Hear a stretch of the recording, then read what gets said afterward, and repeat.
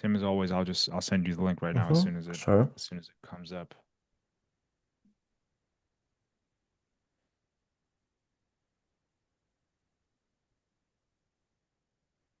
All right.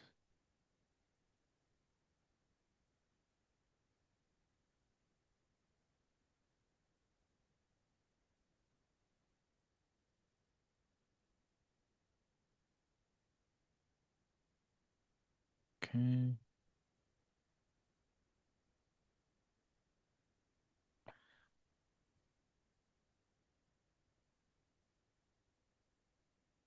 Great. Mhm. Alrighty. So, yeah, let's go for. Mhm. Let me know when you're good to go. All right. Hold on. Why isn't it? Doesn't want to. All right, got the link. Um,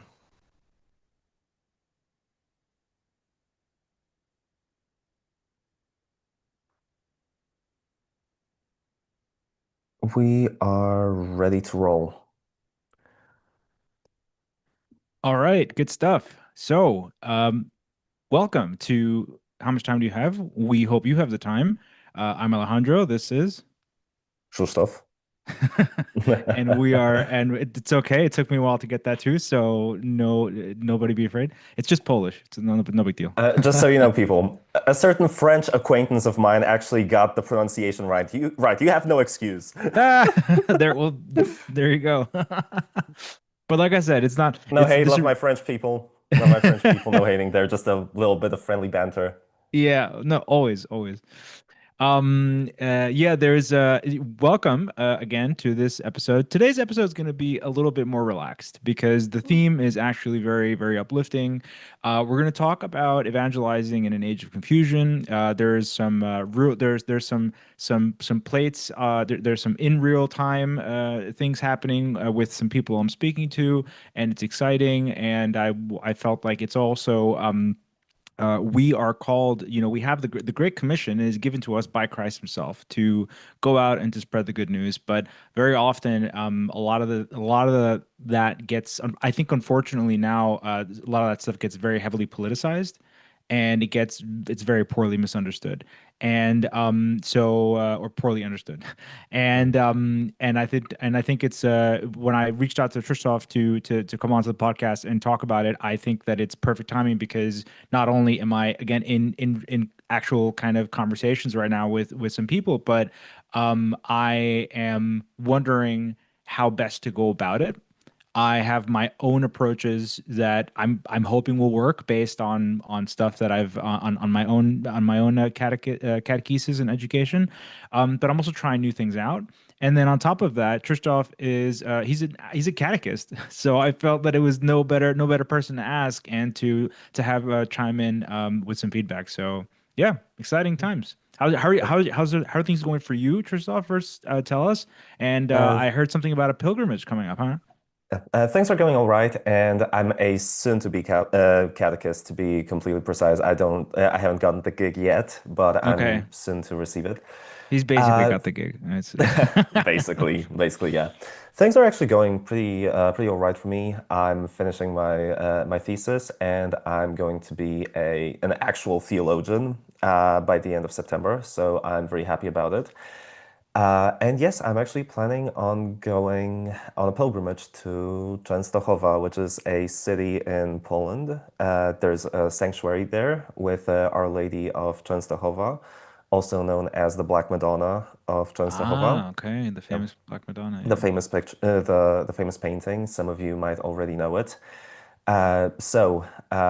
Yeah, August is basically the month of pilgrimages here in Poland, and there's a lot of different groups going on pilgrimages to Częstochowa, which is a beautiful thing. Wasn't it a common pilgrimage site for Pope John Paul the second? I believe so. I'd have to verify it. Because I know that it's funny. There's just to clarify for people, like the Madonna is not actually black.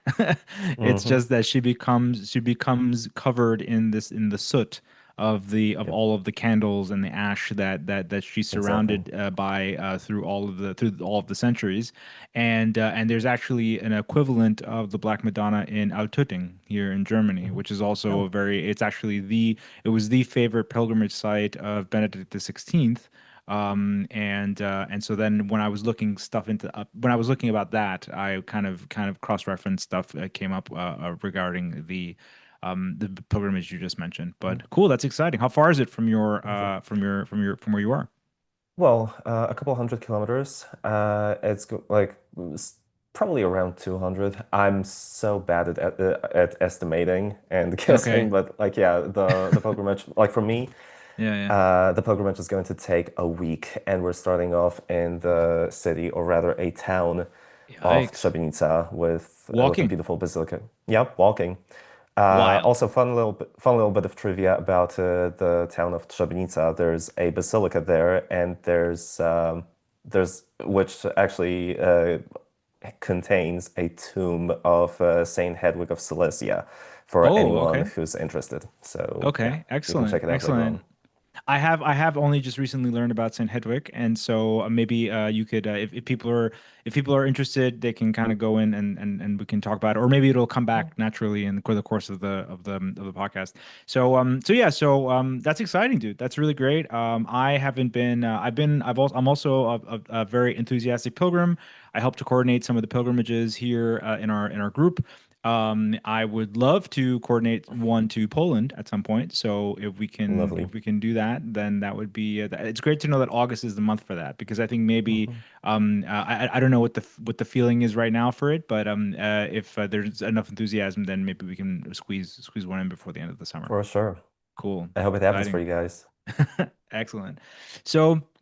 So yeah, so basically, so let's talk about it. Why don't just again, I'm gonna for the sake of the conversation and stuff, I'm going to feign ignorance on some things and and not on others. But let's talk about why are we why do we need to evangelize? What is evangelization? Who cares? Why is it a why does it actually belong to the many responsibilities that the Christian has? Well, evangelizing is basically spreading the good news, the gospel, the good news of Jesus Christ to the entire world. And why is it our obligation? To quote our Lord, Matthew Yeah. 28, 28:18, and Jesus came and said to them, all authority in heaven and on earth has been given to me. 19. Go therefore and make disciples of all nations, baptizing them in the name of the Father and of the Son and of the Holy Spirit. 20. Teaching them to observe all that I have commanded you. And lo, I am with you always to the close of the age. So So the that's the boss man reason why. says, Jesus, the boss man says we do. That's basically how it goes. That's exactly it.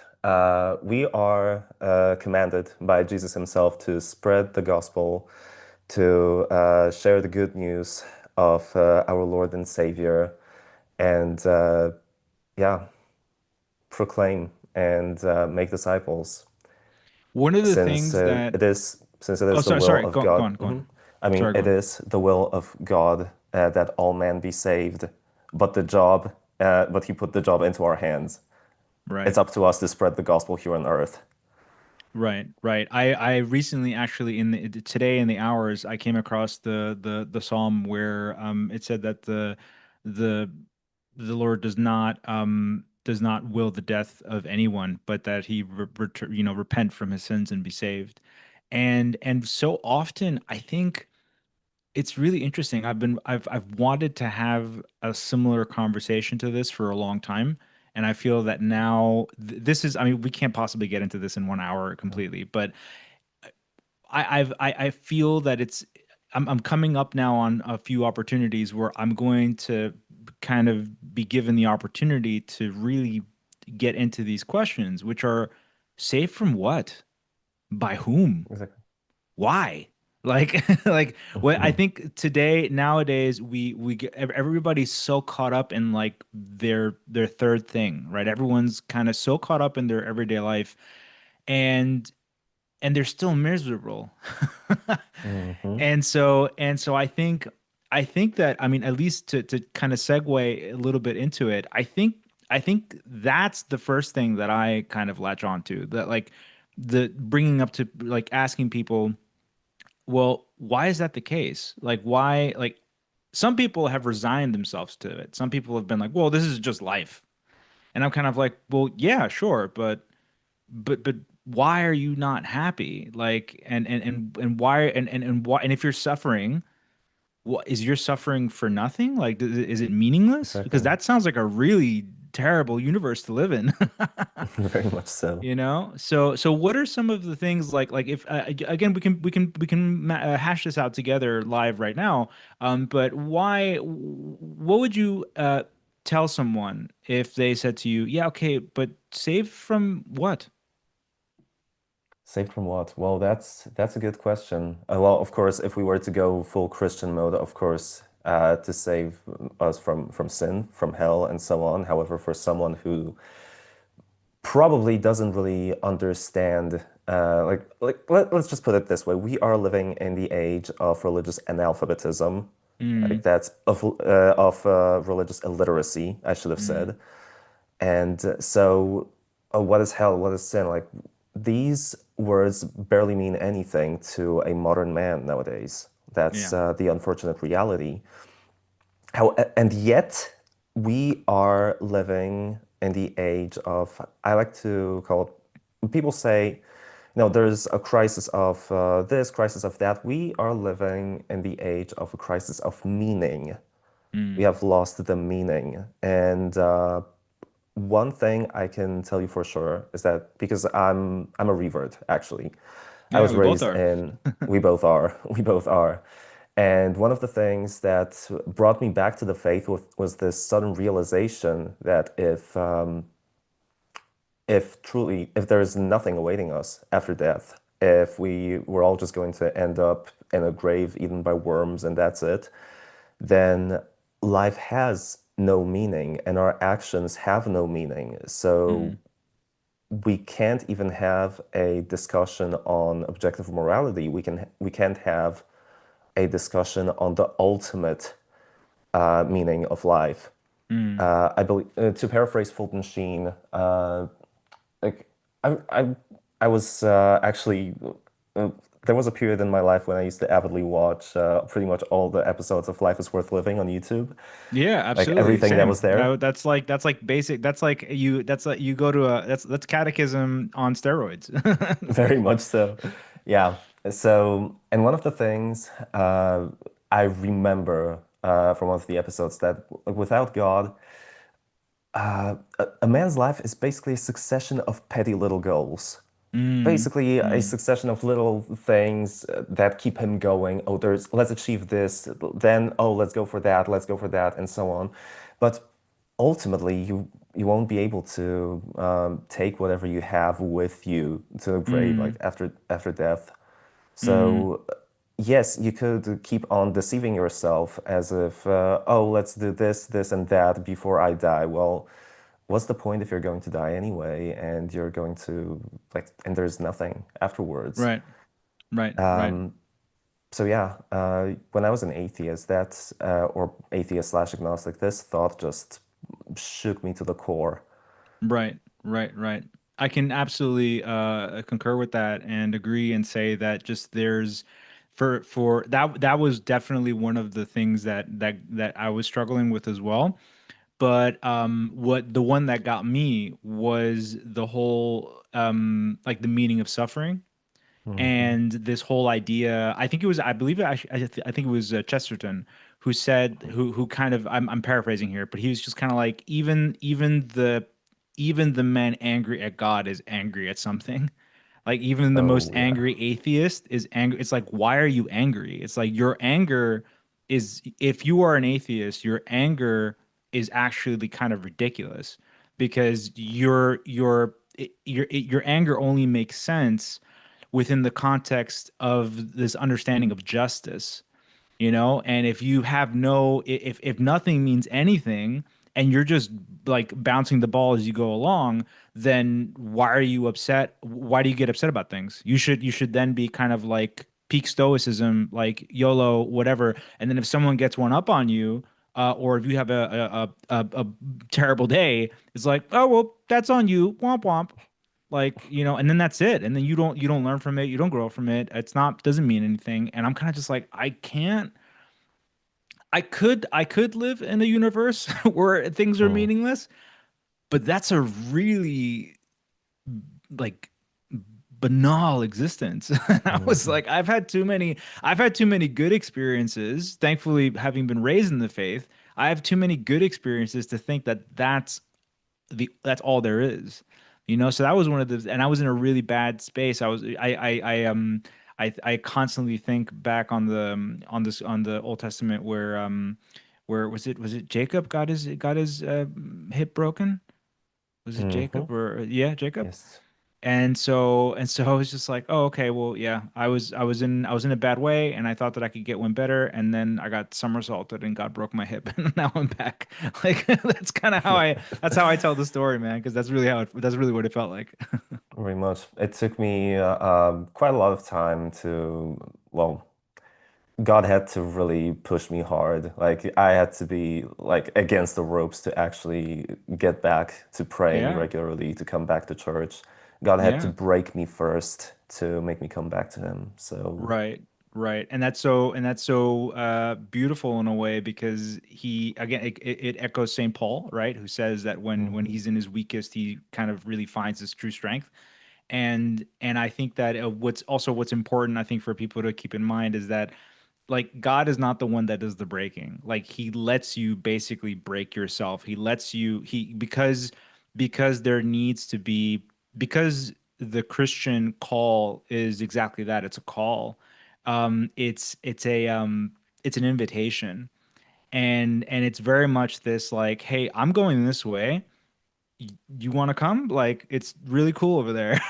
Like, yeah. it's like my dad's great and he loves you. Like, it's really, no, really, it's just, it's so, in some ways, it's so, in a very kind of, in a non-jesting, very kind of, a very, actually very dead serious way. It's the simplest call, but it's the hardest one to answer if you yourself are not ready. And the reason it's so important is because again, it's a relationship, and relationship requires consent. And so he's always there, but we're not always there and ready to listen. And it's something that it continuously boggles my mind. um Yes. so yeah, I'd like to segue into the most recent experience, but you got any more Mhm. thoughts on that? Yeah, I mean, God is a gentleman. He's not going to Yes, force himself on us. He's always there waiting, inviting us, but he respects our free will, and it's up to us whether we want to follow him or not. Yeah, I our love choice. that. I love that. No points. Um, so on that note, I recently so for people that might not have seen like past videos and stuff, I am currently in Germany. I'm in the middle of a move. That's why there's a bit of chaos. But I'm in Germany, and I've been here for a while now, and I returned to the faith not like while being in Germany, but not because of Germany, because the faith is very much Yeah. in a state of crisis in Germany. And in any case, one of the things after having returned to the faith, I at some point I went out, I got myself a crucifix, and I started just wearing it, and it's things have been really warm recently, so I'm just out in like a t-shirt. And the other day, someone comes up to me and says, actually, these two young ladies come up to me, and they're just like, "Hey, so we saw that you have a crucifix," and I saw that they had a name tag, and I was like, "Oh, these are the Mormons." And I was like, I was like, okay, cool. So they're like, oh, we saw you had a crucifix, and we were just wondering if you were Christian and what your story is. and I could just tell that they were very keen to talk to someone because the Germans on especially on public transportation can be quite standoffish and quite cold, and Yeah. so so they kind of came over, and it was just immediately as soon as also they heard my accent and they're like, "Oh, you're American," and so we started talking. And long story short, now I'm gonna go hang out with them tomorrow to like after mass or service or like after their service and then and before mass before I go to mass, but then and then on Friday and then next Friday I have like a proper sit down with one of their, I guess, elders or however they call them, to like Ooh. just discuss like the scripture and just talk. And it's really interesting because I think that very it happens so organically, right? It happens so organically and so seamlessly. And I know, like I was straight up with them. I was just like, listen, I'm very Catholic and I have no intention of leaving the church. But if you're willing to talk about Jesus, let's do it. Oh yeah. And that was basically it. And so, and they were just like, okay, cool, like fine, let's talk. And like I don't even know exactly. I know almost, I know close to nothing about what they believe about Jesus and the scriptures. I think they're kind of Arians. Like I don't think they believe in the divinity of Christ, if I'm not mistaken, or they believe it but they Well, don't believe that he's co-equal. Like I'm not sure exactly how it goes.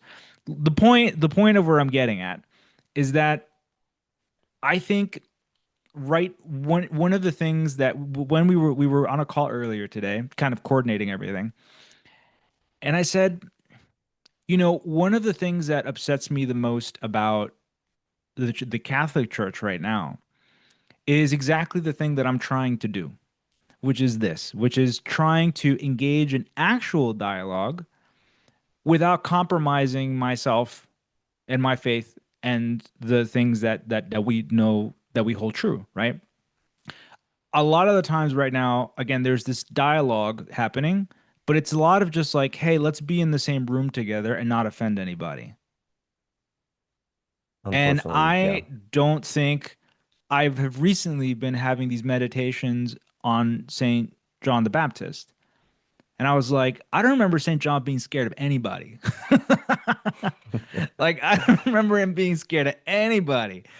And so it's one of those things where I can't help but think, we need more of the spirit of St. John in the age where we're not afraid. We are going forth in kindness and compassion. Yes, in listening. Yes, in the curiosity to want to understand in the same way that I'm trying to learn more about the Mormons, just to learn.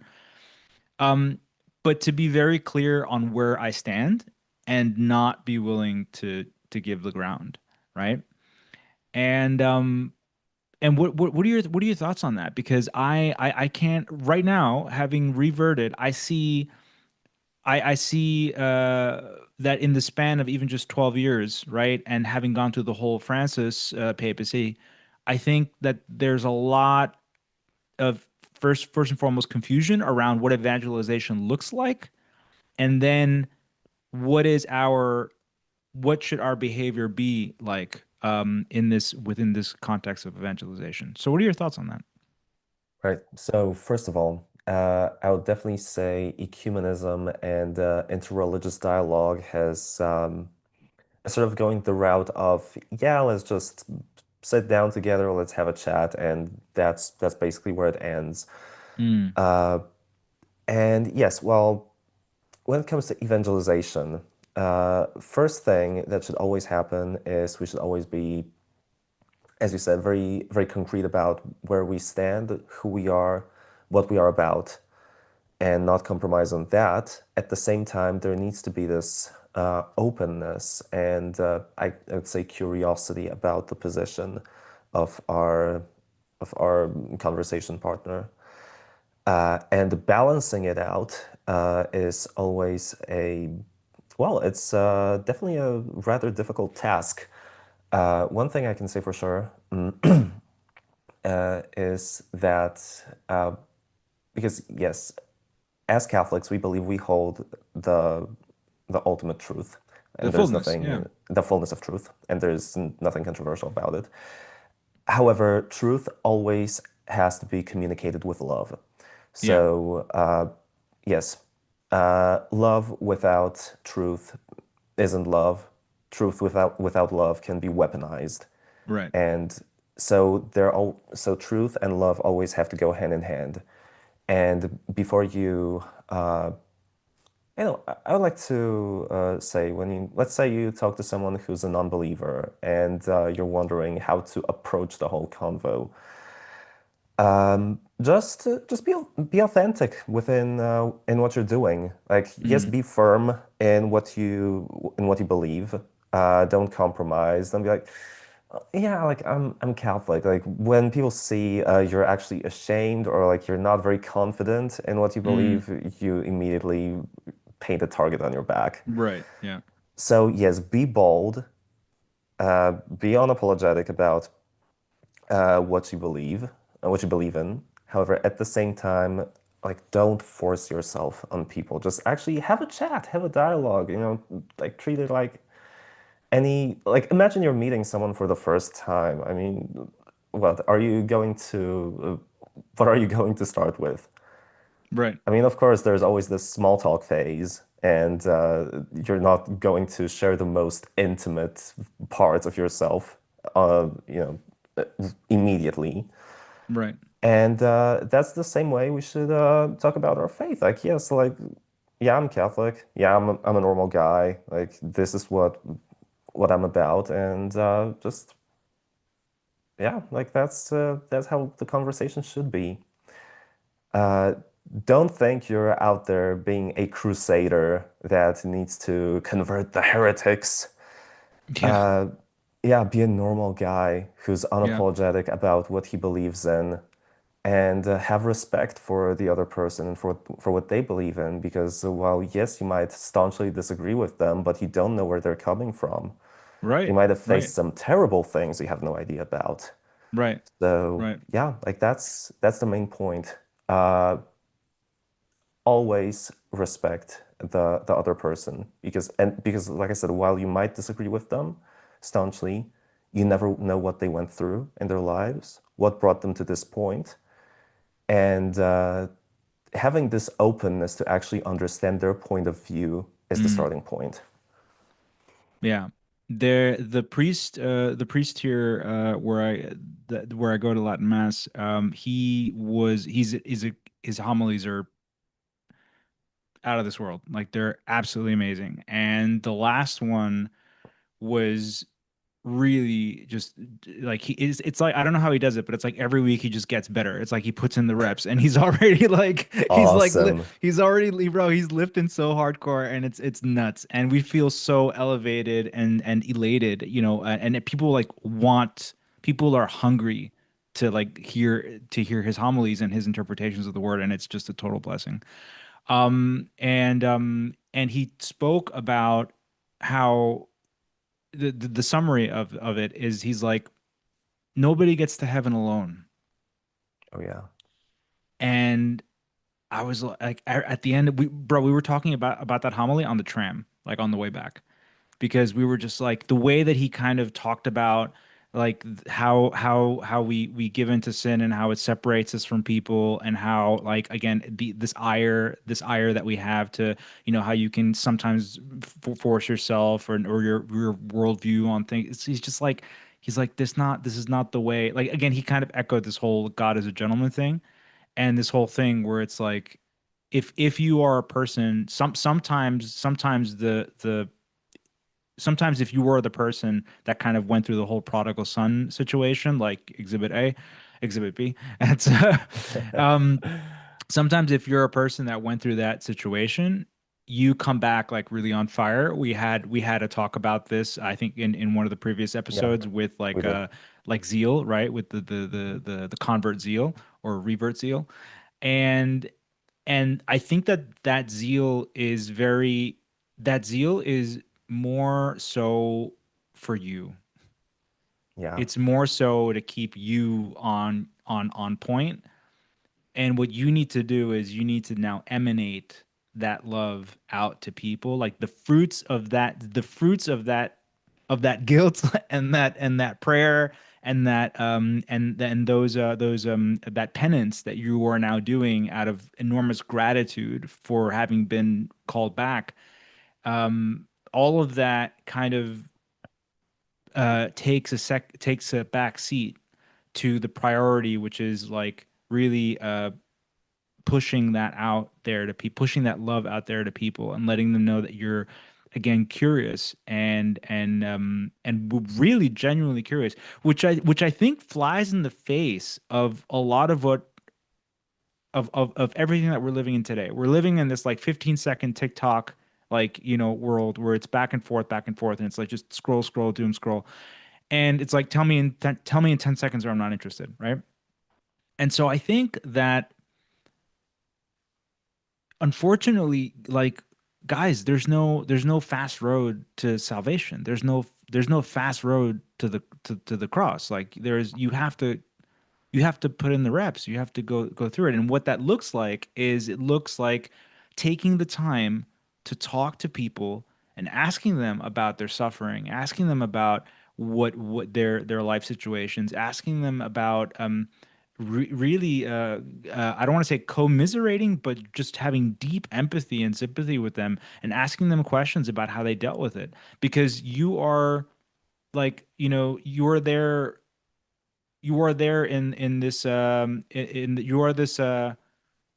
you are there in this alter Christos kind of way, like you are not in the priestly way, but we participate right in the general priesthood, right? And so we can bring Christ to people in that way, but only when we take that genuine interest that he took, right? He kind of just showed us how to do it. Actually, he's walking through, asking people, speaking. He's talking and eating with the sinners, and he's just like the healthy don't need a doctor, the sick need the doctor. Yeah. You Also, that know? reminds me of a quote I've heard some time ago. To some people, your life is the only Bible they're going to read in their lives. Wow, mic drop. Yeah, yeah, Absolutely. 100%. There's one more point I wanted to bring up before I forget. Yeah, yeah. That is, we shouldn't ever confuse evangelizing with moralizing. There is Mm, a time and a place for talking about the truth. mm, And like I said, we should always talk about truth, speak about truth with love and in the right moment. mm. First, get to know the person, like meet them where they are. And then when the time is right, whenever you feel now is the moment, like that's when you can start bringing it up. Absolutely. Absolutely. I think I can think of to bring in another case, um we have two people that, I talk to regularly, and both from are coming in from the Lutheran faith, and and there's and one of them is still kind of, working through it, Mm. but he's like really working through it. Like Yeah, it's not this passive like, oh well, I'm just gonna like, because my partner and I love her, and it's just like no, no, like he's really working it out. And him and I talk regularly, and he obviously, right now there's it's really hard because there's a lot of confusion coming from Rome. And so it's even harder because I have to kind of guide him through it and be just like, actually, this happened and that happened, and I have to give him a little historical context, and then I have to remind him that this is not new to the church, right? That the church has gone through cycles of losing its way, and then you have great saints that come and, help Peter steer the ship back on course. yeah, And so it's actually kind of everything that you would expect from a divine institution run by flawed men, right? definitely. When So you come on the so Avian papacy. yeah, yeah, absolutely. And And and they, also and they, right before the Luther's 95 thesis and what we call the Reformation. Uh, yeah, I mean, one thing Luther got right was there was a lot of just there was a moral crisis within the church at the time. He got that absolutely. right. Absolutely. So I it's mean, the not Borgias like were no joke, man. Like the one, Borgias and the oh, Medici, yeah. like there's no joke. Yeah. I think the Medici sat like I think they produced like six popes, and the Borgias, I mean, Hmm. at least it was Alexander the Alexander, but Sixth. yeah, but I think there Hmm. was I forget if there was one more or not, but I mean, he at least created I think he at least created one of his sons cardinals just cuz. And so Hmm. and so it's one of those things where like I mean this stuff is so scandalous that there's like actual like series out there like Yeah. about it. So it's not a it doesn't diminish the reality of it. But it's really important to understand that for all of their for all of their corruption, this is actually really interesting, which I heard the other day. For all of their corruption, like of these popes and stuff like this, you actually didn't see you actually saw essentially no touching of the faith itself. Like these guys basically went in and they used the papacy and the temporal power that it had for their own end, and so and to enrich themselves and became very morally corrupt.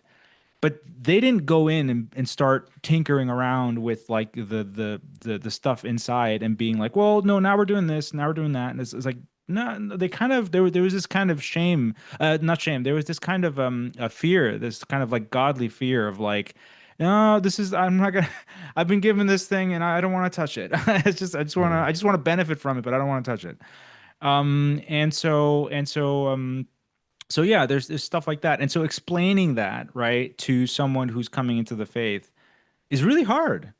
It's It really is. hard. It takes a lot of patience and a lot of knowledge. But yeah, in any case, coming back to the point, there's a lot of when there's confusion, you want and you need places of clarity.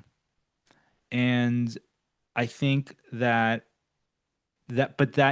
conversation can only happen if you have two really genuinely interested parties, because people know when you're not like people know when you're not genuinely interested. You know, there's a thing about it, right? It's like you're not you're kind of maybe on your phone more than you should be, or you're not you don't take the time to look at them properly, or you kind of repeat things and you're like and people know. And so what happens is that if you take the time to actually get to know them, as you said, meet them where they are, but you're firm in your own faith, and and more importantly, you know the faith. You're not like left to the whims, or you know how to where to access it, the catechism, the proper websites, the proper people, right? Like Father Mike Schmitz and just the whole the canon of people that are out there that you can that are doing great apostle like online apostolates. If you know where to get your information and you can sit down and like and work with it, then you're actually going to be okay. Definitely. Definitely. That's What has where we should been begin. what has been your experience now with your first and like you had some hours of catechism that you had to Hmm. do, right? Right? What were some of what were some of the things that you learned? Maybe what are also maybe some things that surprised you from in this first kind of initial phase? So one of the things that surprised me is actually working with young kids aged like 4 to 6 has been an absolute pleasure. Awesome. Mostly because they're very receptive. They're very Mm, receptive to it. They're open, and I guess me being the only male figure in the whole kindergarten was it had something to do with it. I'll just go in there, bring a guitar, sing something with them, tell them a story, and sort of ask them questions. You know, how much they actually managed to memorize from, let's say, a little tale I've told them, or like a gospel passage that was well worded adequately for them. I mm, mean, it was a lot of joy. I mean, kids are yeah. very, very receptive Yeah. to. Were they also did you also see like like a healthy curiosity in them, you know? Oh, very much so. Very much Cool. so. They were just yeah, they were just fascinated at times. It was just a joy to see. Now with older kids, because just so you know, when people elementary school, like in our school system in Poland now, elementary school has 8 grades, and then there's high school, which has four. Or if you go to like a technical school, you might have 5 years of it. Mm. So in like seventh and eighth grade, yeah, things would get a little bit difficult, Mm. mostly because well, they just weren't interested. I mean, like that's when they enter adolescence. Like Sure. it's to be expected at that age. At the same time, what I would see is there, like many of them just lacked interest completely. They just didn't care at all. I tried to interact with them in some way. I would ask them questions, sort of try to uh, lead them into a conversation or something. And most of the time, they'll just stay silent. They were like dead silent, like they wouldn't Interesting. answer. Wow. Of course, they were. I've seen this in when working in international environments. I've seen this Mhm, with the with more Asian cohorts. So mhm, that like where they have, but I was led to the impression that this was kind of like this respectful silence, where it's like mhm, sometimes they're, because they have such a hierarchical social system, mhm, they tend to stay quiet because it's kind of like you're the authority, and so unless you point them out directly, they don't feel like needed to say something. But you guys are in this is a more Western context, and the kids are a lot younger, and so it's yeah. I interesting mean, that you to would be think that they completely have honest all with these you, opinions of the world, but they yeah, I don't. mean, to be completely honest with you, like, yeah, I guess to some extent, I even expected some pushback. I mean, Mm, something to like just, hey, like engage with me in a way, like even give me some pushback, like give me mm, some tough questions, anything. But no, they were just like zombies in there, which was wow. just which was sad to see because like when I was their age, like sure we had our problems already. We would do a lot of stupid stuff and all that, but we were actually communicative. Mm, I mean, my guess is these guys actually started their actually, it might have been due to remote learning, like during COVID. Like mm, it might be that to some extent. But yeah, like of course they were just interested in their phones most of the time. They right. were just looking for the next moment they could pick up their phone and play or whatever. Yeah, I mean, I was a little disappointed because like I would actually prefer because I had some rowdy classes to teach as well, Yeah, yeah. and I actually preferred the kids that were sort of rowdy and maybe Because you had slightly data, you had misbehaving. information. Exactly. Yeah, Like yeah, yeah, they were misbehaving. They were a little bit yeah. rowdy. It's they were like sort of pushing me, but hey, Right, at least they were interacting with me. It's not like I'm right, speaking right. to them and then there's dead silence, which is kind of dystopian if I'm honest. Right, right. That is wild. So what would this be like Generation Alpha, I guess? Mm, I mean, uh, seventh and eighth grade, that would be like probably late Gen Zers, early Gen Alpha. Okay. Got it. No, early Gen Alpha, they were like, we're already in 2026. That's wild. Yeah, No, they it's were fine. born. It doesn't matter. The They were born timeline's at, always shifting anyway, so I don't keep yeah, I track of all mean, of it. born after 2010. So yeah, Gen Alpha. Yeah. No, that's wild. And I mean, I think again that I would be very interested into to keep an eye out on that. I'm curious if that's a trend that continues, like where people are just like where the kids are just are they silent because they're like why they're so silent, you know what I mean? Like because Mhm. again, we have a here in the West we have a very horizontal kind of structure right now. It's just kind of like it's basically like your parents, right? Your parents, and then it's your teachers, and like that's it. There's no kind of there's this. It's just very very horizontal now, and so I'd be very curious. Um, moving really quickly, change or Mhm. to coming back to the topic. Um, I so there's the thing going on with the Mormons, and I'm excited to talk to them and to explore that. And I think that a few things that I want to encourage people. Um, very much like when you if you are not like I'm formed in the faith. Christoph is formed in the faith. Uh, if you are new in the faith, and you still want to talk to people, right, about this experience, about your way to finding the Lord and all of this, and coming to the church. You want to build community. I think that that's great and amazing, and do it. However, um, I think it's really important that you talk about a personal experience, right? You keep it personal. You don't try to become this apologetic person overnight. Um, the beautiful thing about it is that the church, if you have questions, the church does have answers. So it's not like we're gonna spitball it as we go. We're gonna go and make it up as we go along. There are catechisms. There are several catechisms, not just the one catechism. There are catechisms dating all the way back to the Didache, which would you could some scholars consider to be the very first catechism, which was written in the apostolic age. So you have books that and texts that have existed for 2,000 years, that have evidence, that have a nice lineage of the answers. And you have tradition, and you have more than enough that you can that you than you can do in a lifetime. However, all that stuff starts out first and foremost with your personal relationship to Christ. Read the scriptures, because ignorance of scripture is ignorance of Christ, Saint Jerome. And get in on the catechisms, and understand and read the catechisms, and understand, and like, go right now.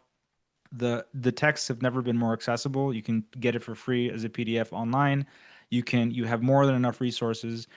You need to become just as much a student of the faith as you would as you would get excited about someone that you're a new friend, or a romantic partner, or a new job. Like, you need to become very curious about that thing and learn as much as you want about it before you start kind of telling people about the technicalities.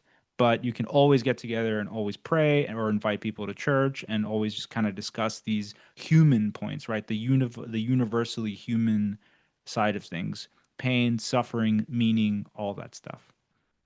Yeah. 100% agreed. When you're new to the faith, you can always speak about your personal experience. As long as you keep it personal, like that's, hey, you're speaking about something you've lived, you've authentically lived, so you're more than authorized to speak about it. You're more, you're more than free to speak about your personal feelings, how it felt for you, exactly, like your personal point of view.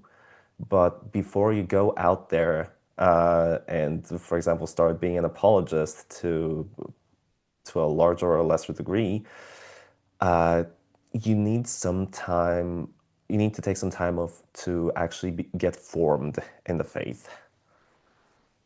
Right, right. And so, as a now that we've said that, a nice I don't quite have a transition for this because we're doing it live, Mm, but I do yeah. have, but we're doing it live.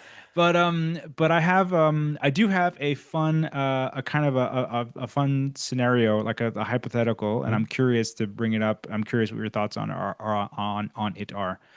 Um, Regarding miracles. mm, So miracles, specifically intercessory miracles, right? Like through from the saints. I am in conversation with a friend who is, let's say, agnostic.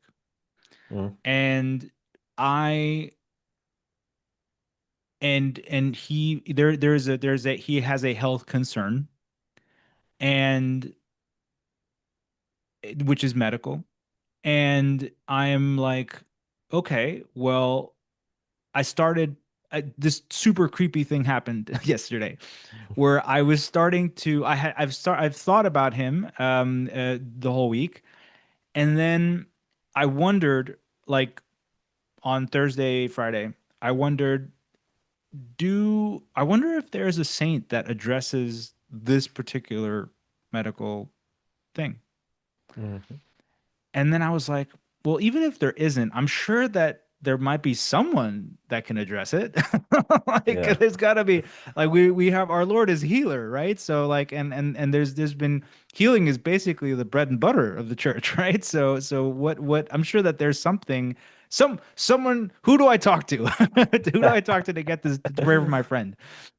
And will you can you would you believe that yesterday I was showering and I was washing my hair, head under the water, and I thought of Saint Charbel. Yeah. And you know the creepiest part was that today I found out that yesterday was Saint Charbel's feast day. Ooh.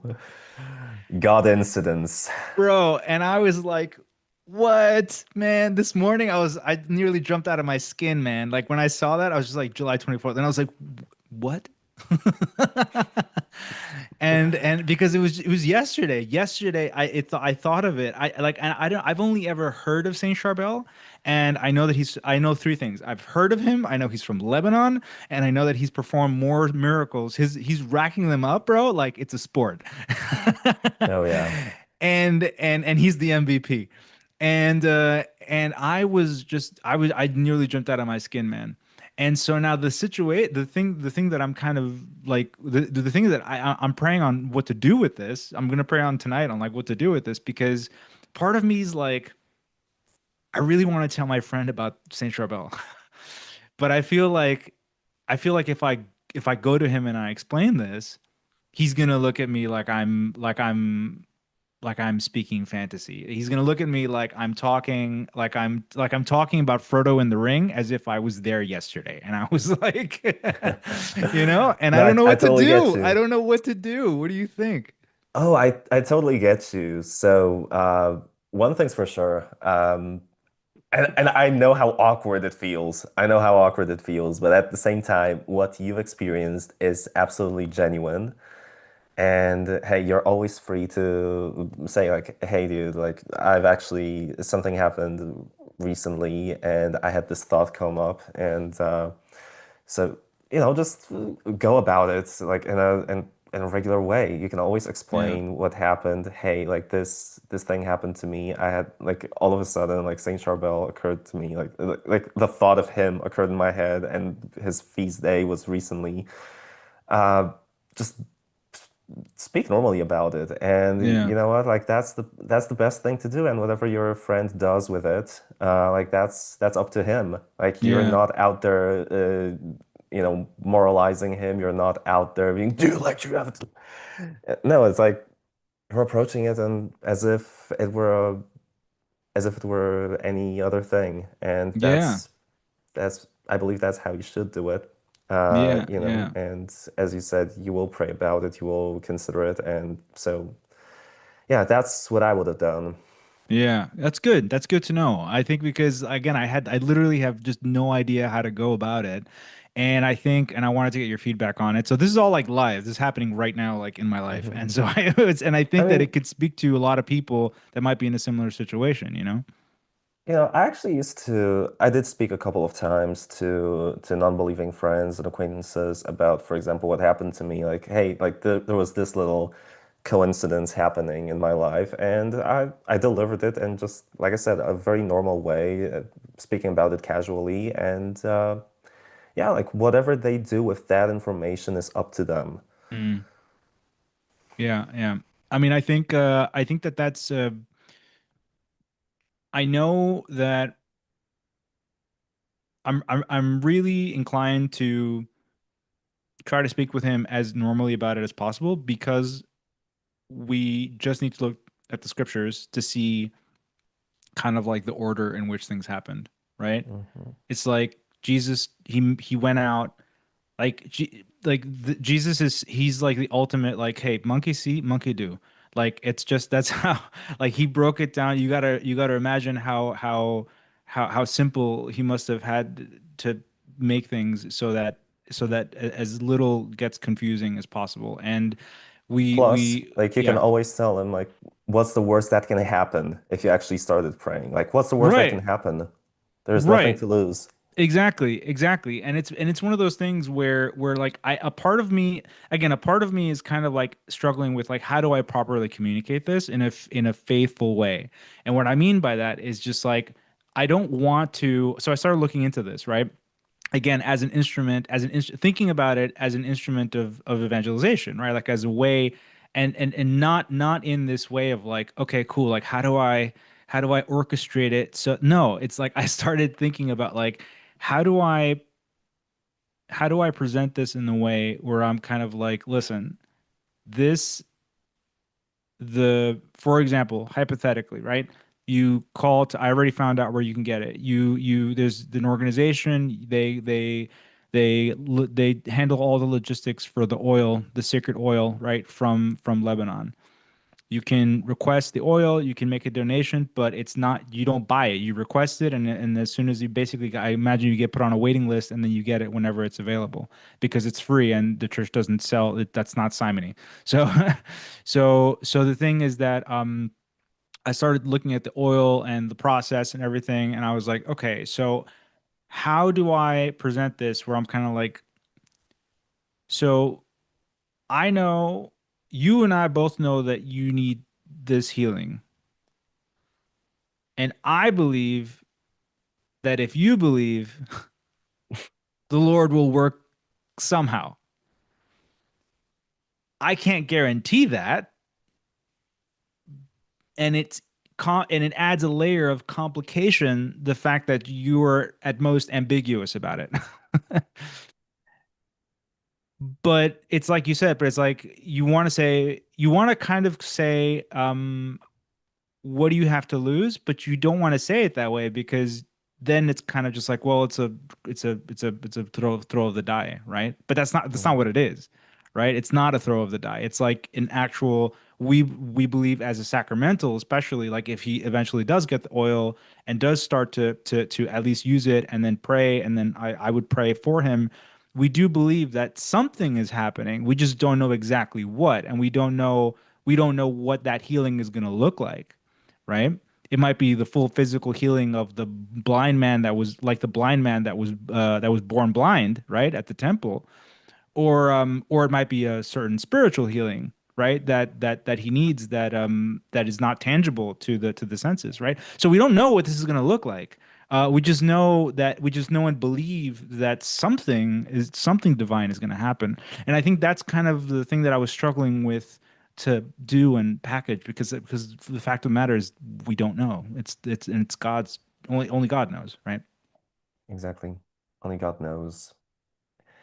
At the same time, like, yeah, communicating it is definitely a challenge. I will Mm, admit. Whew. Yeah, I would have to, like, if I were you, I would definitely take some time out of my day to think how I'm going to talk about it, how I'm going to present it. yeah, But I mean, and there's no like 100% right way of doing it. Just be as natural as it gets. And that's, like I said, that's pretty much the best you can do in that moment. right, right, right. I think that there is a wrong way to do it, but there's no perfect right way to do it. I think is the Yeah, way to say it. When I was agreed. reading on it earlier today, I was thinking, I had the I think the website that is very well curated was talking about it, and it basically was just like really make sure that you would like if you do get the oil and you start to use it, like really understand what sacramentals are, what they mean, like what that entails. It's not magic, and it's Hmm. not, and it kind of I like it. It really went a long way to help explain that. And so, but anyways, wrapping it up because we're out of time for this episode. Wrapping it up, the main idea is that there are many ways that you can go out there and that you can bear witness, that you can evangelize. You're evangelizing because it is not because it's nice, not because it's easy, because it's actually probably one of the most difficult things I've ever done. But it's you're doing it because you have something that you want to share, right? You're the salt of the earth and the light of the world, right? That's what the Lord said. And so we are there to put flavor and to bring light, into dark and tenuous situations. And so I think that like I'm really inspired by it. I'm really moved by it. There's the way I think Christoph, please chime in if at some point you feel, but the way that we would summarize today's episode is that you start with first and foremost genuine curiosity, right? Genuine curiosity, genuine compassion and sympathy and love, right? If you can muster love, even for someone that you don't, even for a stranger, like good on you, right? Um, but start with those things, and then ask through that curiosity. You start to ask about, we don't often talk about the last things, right, which is frequently, also a staple of our faith, right? So like death, judgment, all of these, like there's I forget if I forget all of them, but the point is that there are certain key elemental things that um, every human mind wanders to at some point. And if you can start conversations around those things, those are things that actually most people, they either they don't ask themselves, or if they ask for themselves, but people don't ask because they're really intense stuff. It's deeply intense. And so sometimes people are, you wouldn't just roll over and ask your buddy and be just like, yeah, so hey, what if you died tomorrow? Like Yeah. people don't. Last time I checked, people don't go out for beers and ask each other that. And so, but do it because it matters. Yeah, Yeah. Absolutely. Like that's the way to do it. Start off with curiosity and start with meeting the person where they actually are. Develop a relationship first. And then like you'll know when the moment is right, like when to talk about this kind of stuff. And it will happen very organically, more often than not. So like yeah, you don't even have to worry about that. yeah. Just make Pray to the sure Holy you Spirit. Yeah. absolutely. But just make sure you communicate the truth with love and make sure you don't chicken out regarding what you actually believe, what you stand for. Right, right. Which is why you have to you have to understand what you believe, right? So go Yeah. get properly catechized. Reach out to here to the podcast in the comments, and we'll be more than happy to send you a flood ton of information. Reach out to Trishtov personally as well. We'll have eventually have his stuff in the show notes. And yeah, and just you're not alone. You're in this thing together. You're in one of the biggest families ever. We're And all in yeah. this together. Oh man, I was really hoping you wouldn't go there. Sorry, I had to. But but um but yeah, but here we are. And so thank you for listening. Thank you for the time that you've had. This is how much time you have. Do you have? We hope you had the time. I'm Alejandro, I'm Krzysztof. and take care. God bless. Have a wonderful rest of your weekend. Take care,